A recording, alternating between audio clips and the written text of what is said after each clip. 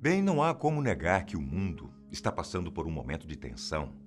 Uma das maiores potências mundiais, os Estados Unidos, está abertamente trocando ameaças de conflito com a Coreia do Norte. E isso parece estar chegando a um impasse difícil de ser solucionado.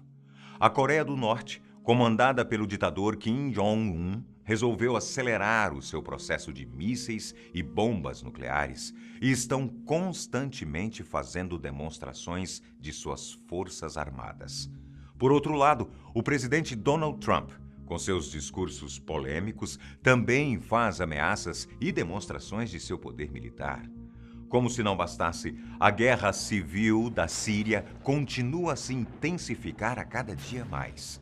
Ou seja, estamos diariamente sendo bombardeados por notícias que envolvem ataques violentos e ameaças de confrontos bélicos que poderiam afetar a vida de todos nós que habitamos esse planeta. Todo esse clima tenso, algo parecido com uma guerra fria, acabou nos despertando uma curiosidade. E se o nosso país fosse ameaçado? Já parou para pensar nisso? Esse é exatamente o tema do nosso vídeo de hoje. Eu sou Antônio Bocco e vamos tentar entender o que aconteceria se resolvessem atacar o Brasil. E se for verdade?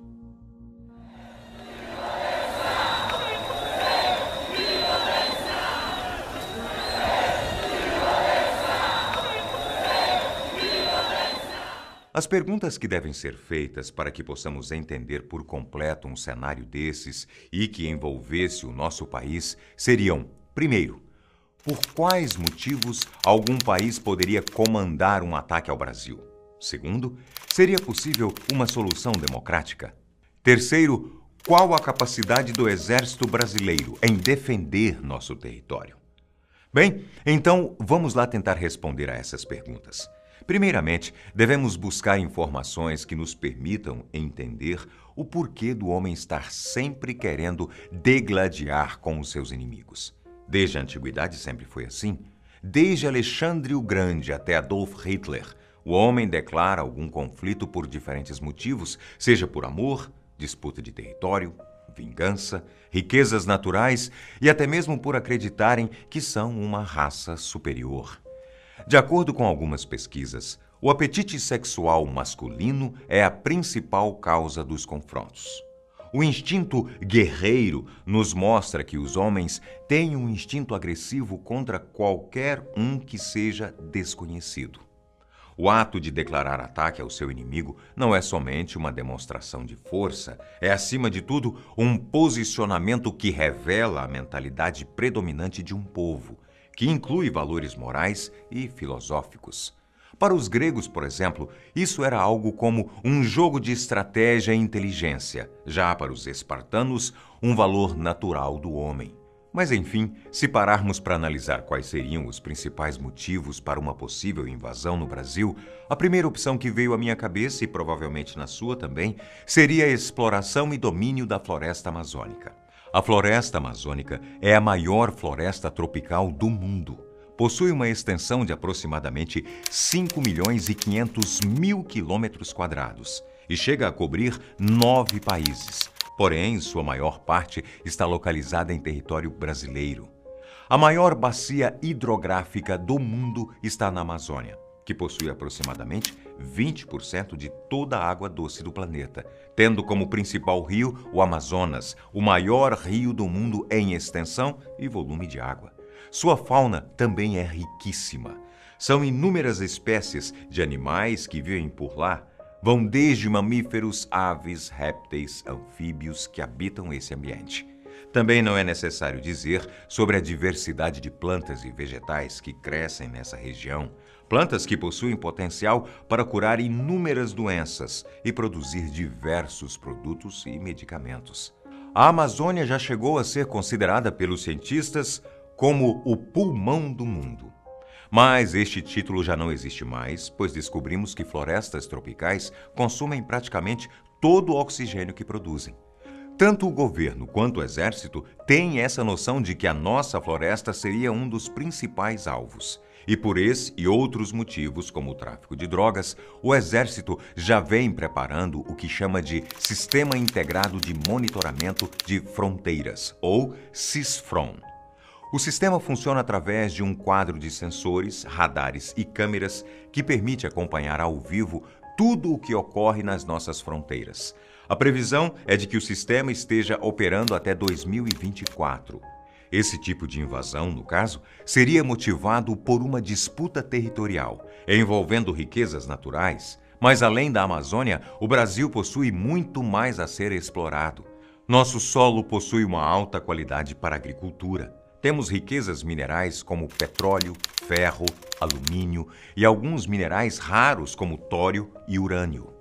Além do nosso extenso litoral, que nos garante não só alimentos, mas minerais como o cloreto de sódio e a possibilidade de gerar energia através da maré. Bem, além dos motivos territoriais, existem outros relacionados à economia e diferenças ideológicas. A economia de um país está diretamente ligada às riquezas naturais de seu território, junto à sua mão de obra e setores de produção. Não é segredo para ninguém que a economia brasileira anda mal das pernas devido a uma má administração do dinheiro público e os casos escandalosos de corrupção na qual estamos passando. As guerras, apesar de toda a sua destruição, acabam girando a roda da economia dos países que acabam se envolvendo de forma direta ou indireta. Grandes indústrias, principalmente as que produzem armamentos militares, acabam lucrando bastante. Mas acredito que esse é o motivo mais improvável para se iniciar uma guerra.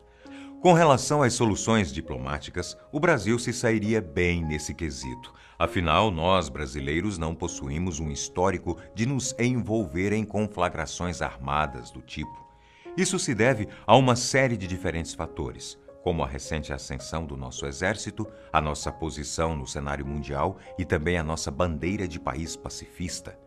As chances de confronto com países como Estados Unidos, França, Coreia, China ou Rússia, por exemplo, são praticamente nulas, pois há muito tempo estamos mantendo uma boa relação com todos esses países.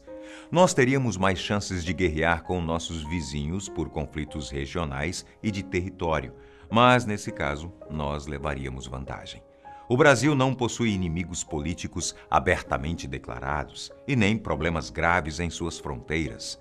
Os Estados Unidos e França são nossos aliados históricos, apesar do caso de espionagem nos Estados Unidos terem afetado um pouco a relação entre os dois países.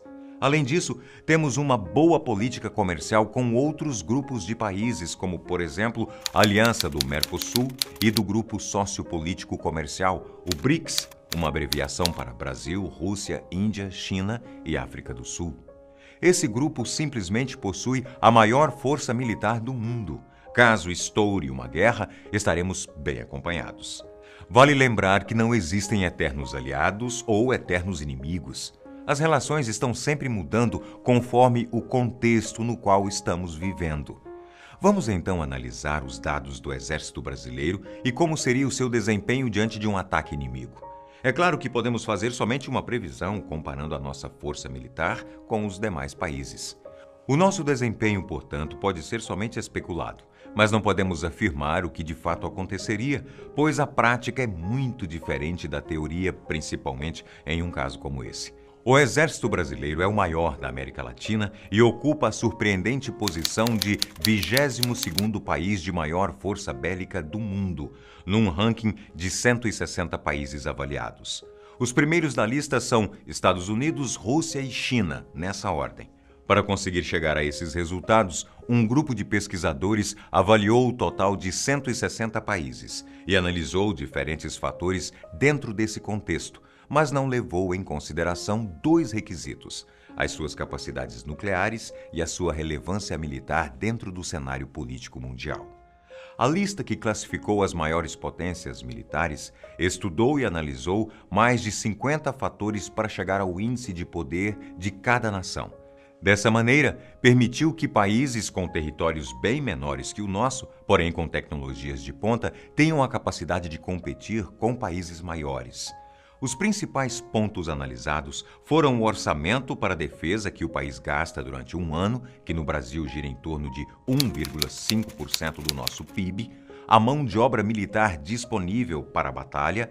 O Exército Brasileiro hoje conta com cerca de 250 mil militares e 3 milhões na lista de reservista. Também se leva em conta o poder terrestre, incluindo a quantidade de tanques, poder aéreo e, por último, o seu poder naval, que nada mais é do que a quantidade de navios de guerra que a sua marinha possui. Nossa aeronáutica não possui caças de última geração, mas os pilotos já estão começando a voar com o Gripen NG, o novo caça brasileiro, além de contar com uma frota numerosa de aviões. O mesmo acontece com a Marinha, que possui uma frota equilibrada, e somos os únicos na América Latina a possuir um porta-aviões. Todos esses números são razoáveis comparados às verdadeiras potências militares do mundo. Em embate direto entre nossos vizinhos, nós teríamos uma boa chance de sairmos vitoriosos. Mas, caso contrário, a coisa poderia ficar complicada para o nosso lado. Segundo 2 generais, o maior problema que o Exército enfrenta hoje está na escassez no número de munições. Ambos afirmam que não temos munição suficiente para aguentar mais de 1 hora de combate, principalmente se falando de balas para fuzis e pistolas. Os generais dizem que eles sempre trabalharam no limite mínimo de quantidade de munições e que grande parte de todos os equipamentos foram adquiridos nos anos 70 e 80. Ou seja, o Brasil não está preparado para reagir a um ataque. E os nossos comandantes sabem disso. E sabem que a única maneira de reverter esse quadro é investindo mais verba para a compra de armamento. O governo diz que irá repassar cerca de 12 bilhões para o CIFRON, Sistema Integrado de Monitoramento de Fronteiras, até o ano de 2030. O general Valmir Filho acredita que o baixo investimento no Exército tem relação direta com a mentalidade da população em relação às áreas de investimento. A análise sobre os motivos que podem levar a esse cenário, as soluções e a nossa capacidade militar estão feitas. Mas e como seria nossa realidade? Quais seriam as mudanças de rotina e hábitos da nossa sociedade? Bem, se sair na rua já é perigoso sem um grande conflito, as pessoas ficariam muito mais inseguras em andar ao ar livre por aí. Afinal, nunca se sabe quando e aonde uma tropa inimiga poderia atacar, tanto por terra quanto por bombas aéreas que destroem quarteirões inteiros. A movimentação do comércio, como lojas, supermercados, shoppings, escolas, hospitais, entre outros, iria sofrer um enorme impacto, influenciando totalmente a nossa economia, que provavelmente iria despencar. As pessoas teriam que estocar uma grande quantidade de alimentos e produtos de sobrevivência básica. Iríamos nos deparar com tanques de guerra e tropas patrulhando nossas regiões diariamente. A maioria de homens acima de 18 anos acredito que seriam obrigados a se apresentarem para o alistamento, o que iria gerar muita aflição nas famílias, além dos traumas e das perdas de muitos dos soldados.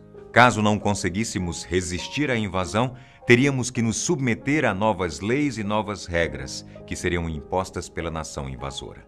Isso se boa parte de nós não fôssemos executados ou presos. Teria muita destruição ao redor e nos centros das cidades. Muito caos e confusão. Esse seria o cenário da nossa realidade. Isso deixa uma marca difícil de ser apagada em uma sociedade. Existe muito sofrimento envolvido nisso e devemos, ao máximo, evitar um cenário como esse. Vamos ficar aqui, rezando para que essas especulações continuem somente na nossa imaginação. Chegamos ao fim do vídeo de hoje, pessoal. Um grande abraço para vocês, muita paz e até o próximo. Tchau, tchau.